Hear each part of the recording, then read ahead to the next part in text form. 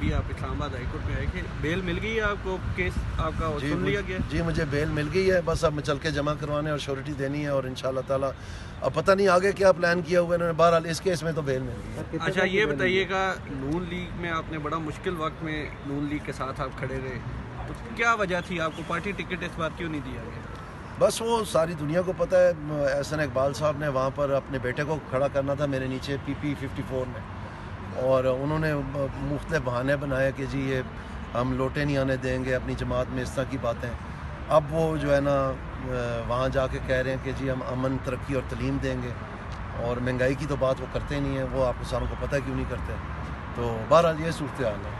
लेकिन आपने इतने अर्सा सियासत की है, आप कह रहे हैं ये वक्त कभी नहीं आया, और आप एक अच्छा टाइम आपने नून लीग के साथ सर्व किया, अभी आप आज़ाद खड़े हुए हैं तो ये सिलसिला शुरू हो गया है। तो ये सारा नतीजा आपने एहसन इकबाल साहब की महंगाई की जो बात की और फिर एक सिलसिला शुरू हुआ, ये सारा उन्हीं के नतायज हैं, क्योंकि पहले तो कभी ऐसा नहीं हुआ।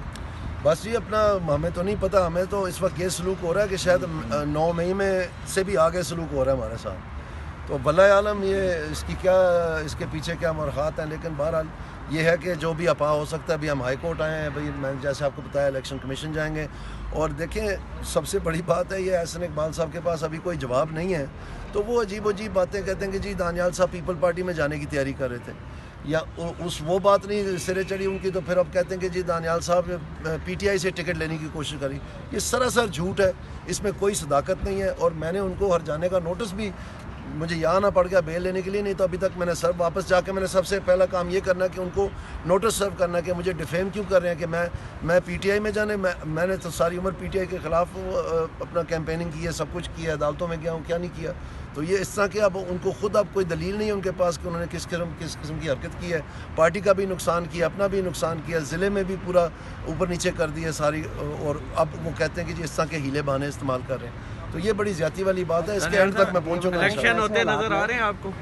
सही बात है जी, हम तो इलेक्शन लड़ रहे हैं। इन हालात में इलेक्शन होते नजर आ रहे हैं? वो तो अगर वो इलेक्शन ना होने होते तो फिर उनको क्या जरूरत थी ये काम करने की? जिस तरह की ये गिरफ्तारियां हो रही हैं कि इस्तेकाम आ जाएगा। जी सॉरी, ऐसे हालात में अगर इलेक्शन होंगे, उम्मीदवारों को तंग, ये बड़ी बात होती है जी। देखें बहुत इंपॉर्टेंट बात है, मैं एज एन इकोनॉमिस्ट ट्रेंड हूँ, मैंने 25 साल से पाकिस्तान की इकॉनमी पढ़ी है। ये कहना कि जनाब सियासी इस्तेकाम आएगा तो इकॉनमी बेहतर हो जाएगी, सियासी इस्तेकाम आएगा तो इकॉनमी बेहतर हो जाएगी, ये बात नहीं है। आप बताएं इकॉनमी के लिए प्लान क्या है? इस्तेकाम आएगा प्लान के साथ। तो अगर आपके पास प्लान ही नहीं है सिरे से, तो फिर आपने सियासी इस्तेकाम ला के तो इम्प्लीमेंट क्या करना है? तो ये बातें जो हैं ये ज़्यादा अहमियत की हामिल है। अनफॉर्चुनेटली मुझे जहाँ अभी तक नज़र आ रहा है कि जितने भी मंशूर सामने आए अभी तक, कुछ तो मेरे ख्याल में अभी बाकी हैं, लेकिन अगर आप PPP का मसलन देखें, या अगर ये PTI ने तो खैर दिया ही नहीं, उन्होंने तो पिछली दफ़ा भी सिर्फ 100 दिन का दिया था, तो उनमें तो सिर्फ मारात बांटने की बातें लिखी हुई हैं। जो पाकिस्तान में प्लान है मईशत को बेहतर करने के लिए, उसका कोई जिक्र नहीं। सर अगर आप इलेक्शन जीत जाते हैं तो किस पार्टी में जाना पसंद करेंगे? मैं बहुत दफ़ा इस चीज़ का जवाब दिया है। मुझे आप उन सफ़ों में देखेंगे जहाँ पर महंगाई के ख़िलाफ़ कोई बात हो रही हो या कोई पुख्ता इक़दाम हो रहे हों। सर आप नून लीग में रहे हैं, बड़ा टाइम हुआ है, तो क्या नून लीग ने भी किसी तौर पे भी वो जो माशी प्लान था वो नहीं दिया? अभी तक तो मंशूर नहीं सामने आया, तो मैं क्या कह सकता हूँ। स्पेशली इसहाक डार को भी बुलवाया गया था बाहर से, तो आपके मुताबिक वो भी फेल हुए? पिछले अदवार में तो आपको पता है कि IMF का प्रोग्राम चल रहा था और अभी स्टैंड बाय में हैं हम।